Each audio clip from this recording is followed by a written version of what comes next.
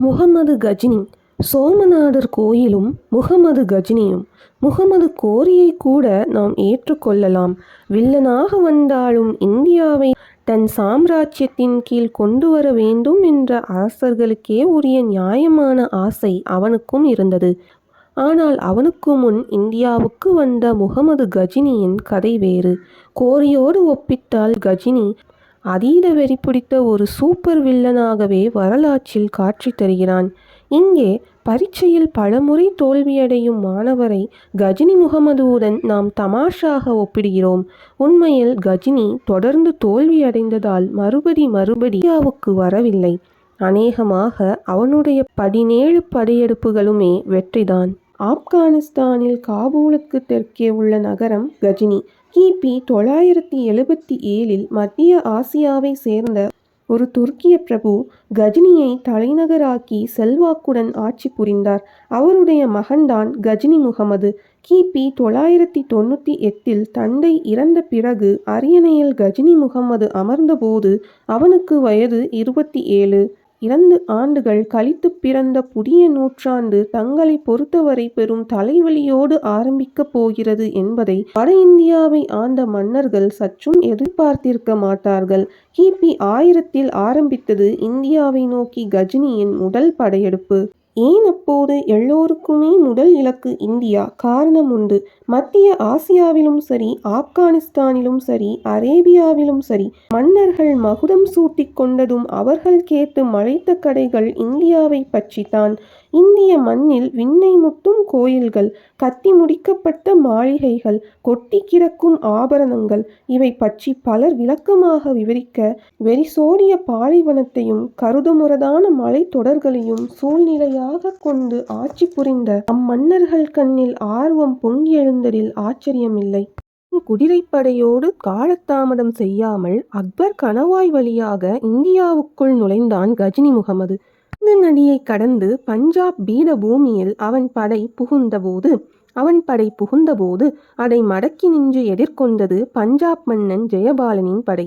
ஜெயபாலன் பிராமண குலத்தை சேர்ந்த மன்னன். 9ஆம் நூற்றாண்டில் காபூல் சமவெளியையும் காந்தாரத்தையும் ஆண்ட ஷாகியா மன்னர் ஒருவரிடம் இந்த ஜெயபாலனின் கொள்ளுத்தாத்தா அமைச்சராக இருந்ததோடு அமைதியாக உட்காராத அவர் அரசரையும் கைப்பற்றினார். அவரது வழிவந்தவர்கள் பிற்பாடு ஆப்கானிய அரபு படைகளின் அதிரடி தாக்குதல்களை தாங்காமல் பஞ்சாப் மாநிலத்திற்கு ஆட்சியை நகர்த்தி கொண்டார்கள். பஞ்சாபில் உறுதியாக ஆட்சி செய்ய அமர்ந்தவுடன் எடுத்த எடுப்பிலேயே முகமது கஜினியின் அதிரடி படையோடு மோத நேர்ந்தது மன்னன் ஜெயபாலனின் போதாத காலமே. மூரத்தனமும் புத்திசாலித்தனமும் கலந்து போரிட்ட ஆப்கான் படையிடம் ஜெயபாலன் வீரர்களின் வீரம் எடுபடவில்லை. முதல் போரிலேயே பெரும் வெற்றி அடைந்தது கஜினியின் படை. வெற்றியை தொடர்ந்து ஆட்டத்தில் இறங்கினார்கள் ஆப்கான் படையினர். பஞ்சாப் பூமியில் அவர்கள் கொள்ளையடித்த செல்வத்தை அள்ளிக்கொண்டு ஒட்டகங்களின் மீது ஏற்றி வைப்பதில் ஆயிரம் ஆப்கான் வீரர்கள் பல மணி நேரம் செலவிட்டார்கள். வந்த வேகத்தில் ஊர் திரும்பினார்கள். ஒவ்வொரு முறையும் இதே கதை, இதே கொலைகள், பிறகு ஊர் திரும்பல். கஜினி முகமதுக்கு இந்தியா மிகவும் பிடித்து போய்விட்டது. கிபி 1000 ஆரம்பித்து அநேகமாக ஆண்டுக்கொரு முறை இந்தியாவின் மீது படையெடுப்பதை ஒரு பிரத்யேக திருவிழாவாக கொண்டாடினான் கஜினி. ஒரு ஓநாயின் வாயில் சிக்கி குதறப்பட்ட மான் குட்டிகளைப் போல சௌராஷ்டிரம், கன்னோசி, மதுரா, தானேஸ்வர் என்று ஒவ்வொன்றாக கஜினி படையின் வாழ்வீச்சில் ரத்தம் பூசிக்கொண்டது. இந்தியாவில் முல்தான் பிரதேசத்தை ஆண்ட சுல்தான் தாவூத் என்னும் இஸ்மாயிலி பிரிவை சேர்ந்த சுல்தானையும் கஜினி விட்டு வைக்கவில்லை. கொள்ளை என்று இறங்கிய பிறகு எதிரி எவனாக இருந்தால் என்ன, தாவூதை வெட்டிச் சாய்த்து முல்தான் நகரை தரைமட்டமாக்கினான் முகமது கஜினி. கஜினிக்கு இன்னொரு விசித்திரமான கொடூரமான பழக்கம் இருந்தது. அவன் வெற்றி கொண்ட மன்னர்களின் கைவிரல்கள் அனைத்தையும் வெட்டி எடுத்துக்கொண்டு திரும்புவதை வழக்கமாக கொண்டிருந்தான். இப்படி அவன் ஏதோ தபால் தலைகளைப் போல சேகரித்த விரல்கள் ஆயிரக்கணக்கில். இந்தியாவில் ஒவ்வொரு முறை புகுந்து வெற்றி கொடி நாடிய மறுகணம் ஆப்கான் படை குறிவைத்து குதூகலத்துடன் கிளம்பியது இந்துக்களின் கோயில்களை நோக்கித்தான். மாதக்கணக்கில் நம் வீரர்கள் அலைந்து திரிந்து சேகரிக்க வேண்டிய செல்வம் அனைத்தையும் ஒரே பாய்ச்சலில் அள்ளிக்கொண்டு வர வேண்டுமா? அரண்மனைகள் கூட அவசியமில்லை. நேரத்தை வீணாக்காமல் முதலில் கோயில்களின் பக்கம் நம் படையை திருப்புங்கள். அங்கு நம்மை வழிமறிக்க அகழிகள், அரண், ஆட்படை எதையும் இந்தியர்கள் இருப்பதில்லை என்று முன்கூடியே கஜினிக்கு இந்தியாவை பற்றி ஒற்றர்கள் விவரித்திருந்தார்கள். குறிப்பாக சோமசுந்தரர் கோயிலுக்கு நேர்ந்த அனுபவம் ஓர் உச்சக்கட்ட பயங்கரம். டிசம்பர் 1025 17வது முறையாக புழுதி பறக்க ராஜஸ்தான் பாலைவனத்தை புயலாக கடந்து குஜராத்தின் தென்கோடியில் உள்ள சோம்நாத் ஊருக்குள் அலையென கஜினியின் படை புகுந்தது. அங்கு கடற்கரையோரம் இருந்த சோமநாதர் என்று வழங்கப்பட்ட சிவன் கோயில் நாடெங்கும் புகழ் பெற்றது. கற்ப கிரகத்தில் காட்சி தந்த சிவலிங்கத்தை கோயில் கட்டிய வல்லுநர்கள் அந்தரத்தில் மிதக்கும்படி அமைத்திருந்தது ஓர் அதிசயம். சோமநாதர் ஆலய சொத்தில் 10,000 கிராமங்கள் அடக்கம் என்றால் கோயில் கொழித்த செல்வச் செழிப்பை பற்றி புரிந்து கொள்ளலாம். இது தவிர மன்னர்களும் செல்வந்தர்களும் பக்தர்களும் காணிக்கையாக அளித்த ஒரு சிறுமையாகவே குவிந்திருந்தது. கூடவே அரசர்கள் காணிக்கையாக செலுத்திய நூற்றுக்கணக்கான தங்க விக்கிரகங்கள், அவற்றை அலங்கரிக்க வைரங்கள், வைடூரியங்கள், முத்துக்கள் படித்த அற்புதமான ஆபரணங்கள், இன்னொரு புறம் கோயில் கஜானாவில் பெரும் மழையாக நிரம்பி வழிந்த பொற்காசுகள். ஒவ்வொரு சூரிய கிரகணத்தன்றும் 1,00,000க்கு மேல் இந்துக்கள் கடலில் நீராடி சோமநாதர் கோயில் முன் பக்தி பரவசத்துடன் கூடுவது வழக்கம். சோமநாதர் கோயில் பூஜைகள் நடத்த நியமிக்கப்பட்டிருந்த அர்ச்சகர்கள் மட்டுமே 1000 பேர். பூஜை காலங்களில் ஆலயத்தில் நடமாட 500 அழகிய நாட்டிய மணிகள் நியமிக்கப்பட்டிருந்தனர். பாடகர்கள் 500 பேர். ஆலயத்திற்கு வரும் பல்லாயிரக்கணக்கான பக்தர்கள் முடியை காணிக்கையாக செலுத்துவதும் வழக்கத்தில் இருந்தது. அதற்காக நியமிக்கப்பட்ட நாவிதர்கள் 300 பேர். அவ்வளவு ஏன், ஒவ்வொரு நாளும் 2 முறை கடலில் இருந்து ஒரு பெரும் அலை கிளம்பி முன்னேறி சற்று தொலைவில் இருந்த சோமநாதர் ஆலய படிக்கட்டுகளை தொட்டு வணங்கி திரும்பும் என்று ஊர் மக்களால் வியந்து பேசப்பட்ட திருத்தலம் அது. தொலைவில் இருந்தே ஜொலித்து கொண்டு இருந்த புகழ் வாய்ந்த இந்த ஆலயத்தை தன் படையின் முன்னணியில் குதிரை மீது அமர்ந்து பார்வையிட்ட முகமது கஜினியின் கண்களில் ஆர்வமும் அவசரமும் கொப்பளித்தன. இதுதான் அந்த பணக்கார கோயிலா என்று முணுமுணுத்த அவனது இதய துடிப்பு உற்சாகத்துடன் அதிகரித்தது. முன்னேறுங்கள் என்று ஆணையிட்டான் கஜினி. ஈட்டிகளுடனும் அகலமான வாட்களுடனும் பாய்ந்தது ஆப்கான் படை. சோமநாதர் கோயில் தனக்கு ஒரு திறந்த வீடாக இருக்கும் என்றே நினைத்தான் கஜினி.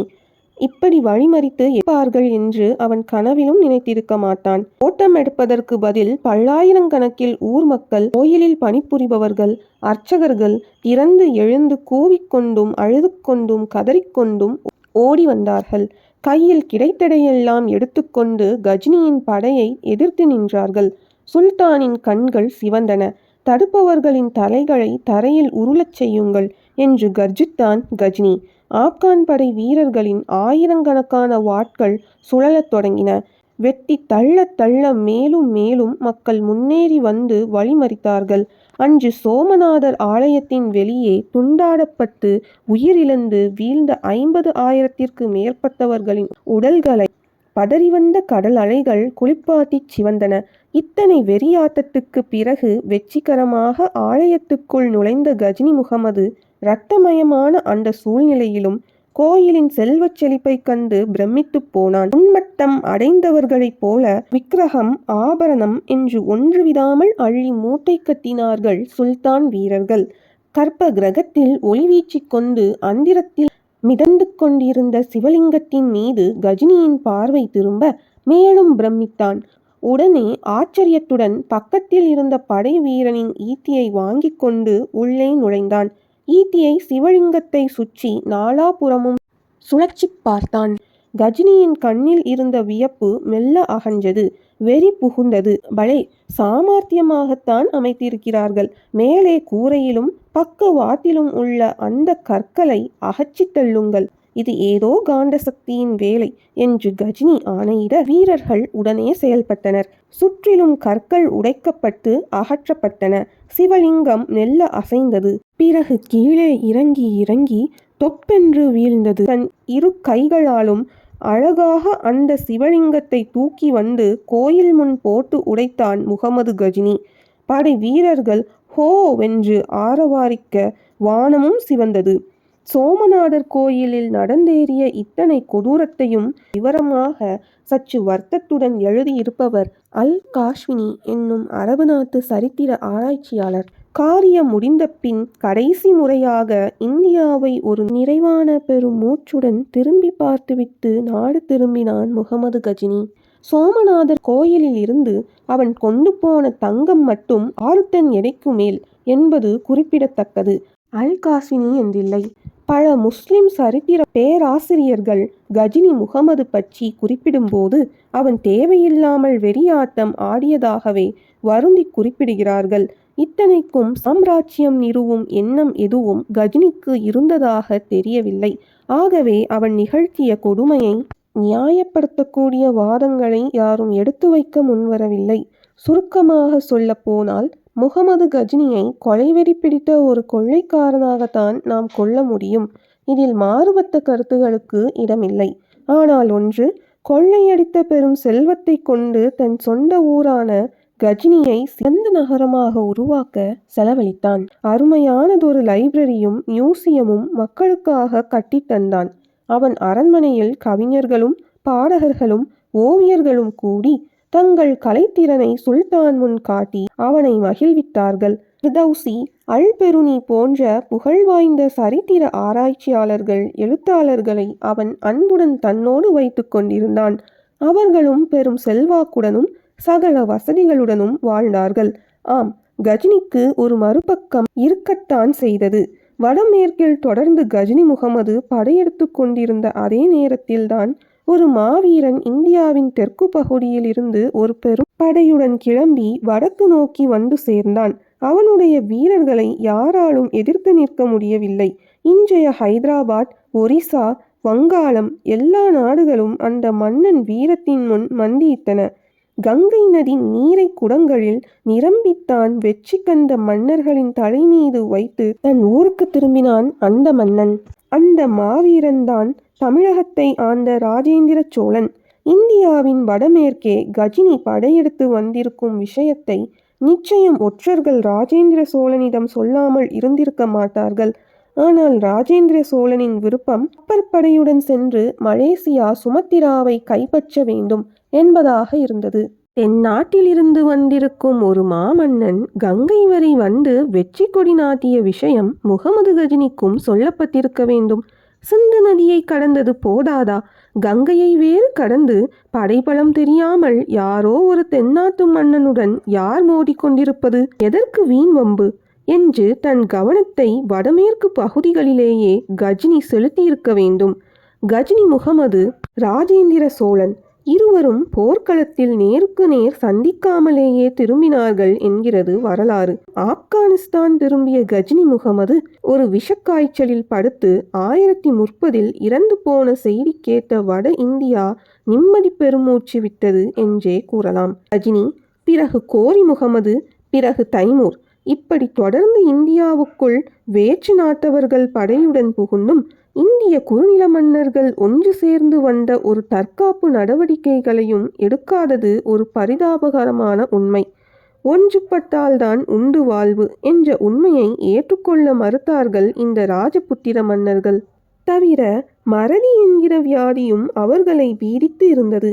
ஒவ்வொரு முறை அந்நிய படை வரும்போதும் விழித்து கொண்டு அவசரகதியில் அரைகுறைவாக ஒருங்கிணைவதும், படையெடுப்பு முடிந்தவுடன் எல்லாமே மறந்து விடுவதும், பிறகு பழையபடி கச்சிதமாக பிரிந்து உள்ளூர் சண்டையில் இறங்குவதும் அவர்களுக்கு வழக்கமாக போனது.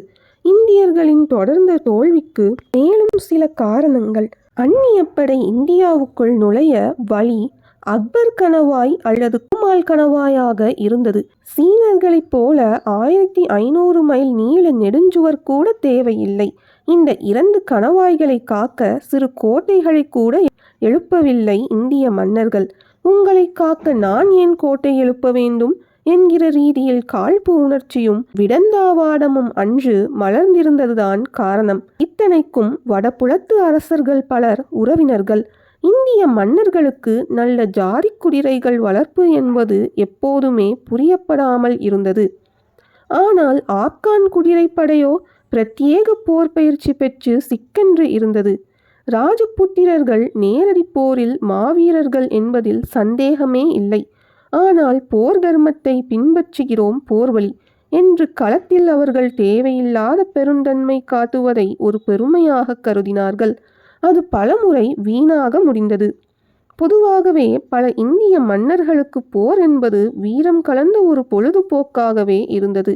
ஆகவே தற்காப்புக்காக யுத்தம் செய்வதோடு நிறுத்தி கொண்டார்கள். வலியச் சென்று தாக்குவதே சிறந்த தற்காப்பு என்ற உண்மையை அவர்கள் புரிந்து கொள்ளவே இல்லை. அண்டை நாட்டு படையினரின் கடைவேலைகளையும் நடிகளையும் கடந்து அவர்கள் இந்தியாவுக்கு வர காரணம் அவர்களுக்கு இங்கு காத்திருக்கும் பெரும் செல்வம். அது அவர்களுக்கு ஒரு இலக்காக இருந்தது. இந்திய வீரர்களோ கடமைக்காகவும் வீர மரணத்துக்காகவும் மட்டுமே களம் குதித்தார்கள். வந்தவர்களை மதம் இணைத்திருந்தது, நம்மவர்களை ஜாதிகள் பிரித்து வைத்திருந்தன. இங்கே படையில் பெரும் பதவிகள் தரும்போது ஜாதியையும் கருத்தில் கொண்டு செயல்பட்டார்கள். ஆப்கான் படையில் திறமைக்கு மட்டுமே மதிப்பு தரப்பட்டது உண்மை. முகமது கஜினிக்கு பிறகு வந்த கோரி முகமதுவின் வெற்றிகரமான இந்திய படையெடுப்பு பற்றி சென்ற அத்தியாயத்தில் குறிப்பிட்டோம். கோரி முகமது ஊர் திரும்பும் முன் இந்தியாவின் வடபகுதியை தன் சார்பில் ஆட்சி புரிந்தெடுத்தது தன் பிரதம தளபதிகளில் ஒருவனை. அந்த தளபதியின் பெயர் குத்புதீன் ஐபக். கோரிக்கு அடிமையாக சேவகம் புரிந்து சேனாதிபதியாக படிப்படியாக உயர்ந்து பிறகு டெல்லி மன்னனாக அரியணையில் அமர்ந்தான் குத்புதீன் ஐபக். எத்தனையோ அரசர்கள் கட்டிய அமர்க்களமான மாளிகையெல்லாம் இருக்கும் இடம் தெரியாமல் போய்விட அடிமையாக வாழ்க்கையை ஆரம்பித்த குத்புதீன் துவக்கி வைத்த ஒரு அதிசயம் டெல்லியில் உயர்ந்து நின்று அவன் பெருமையை இன்றைக்கும் முரசு கொட்டி கொண்டிருக்கிறது. அதுதான் குதுப்.